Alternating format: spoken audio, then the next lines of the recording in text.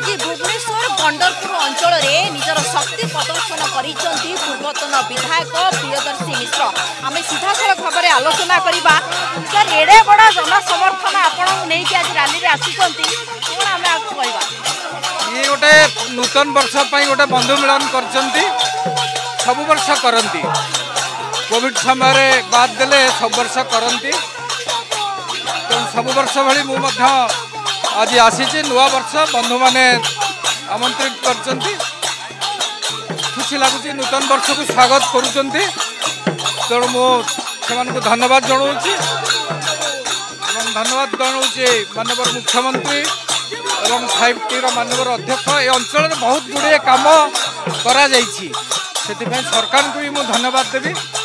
समर्थन अच्छी जमती जिंदाबाद पड़ुची लगुच 2024 रे पुन थे प्रियदर्शी मिश्र टिकेट पाँच विधायक निर्वाचन लड़ुं नहीं ये गोटे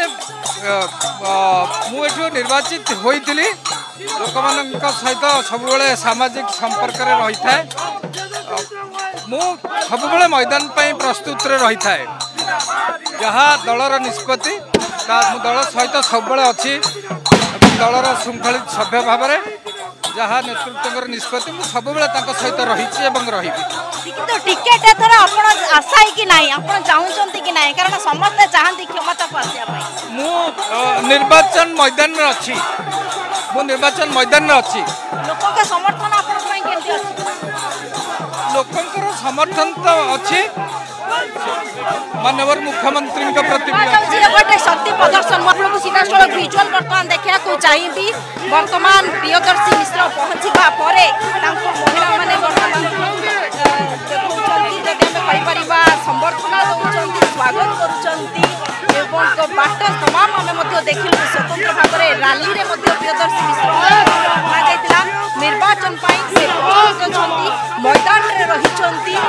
दलर निष्पत्ति सर्वोपरि काम करुँच आशायित रही कहले किंतु निर्वाचन माने माहौल सृष्टि होगलानी वर्तमान समय निर्वाचन समय ए परिस्थिति में प्रियदर्शी मिश्र शक्ति प्रदर्शन देखाऊँगी कोठा कोठी वर्तमान बीजेपी टिकेट सी भी आशायी सी भी रेस रही भुवनेश्वर कैमरा पर्सन निर्मल सहित स्वाति जेना ओडिशा।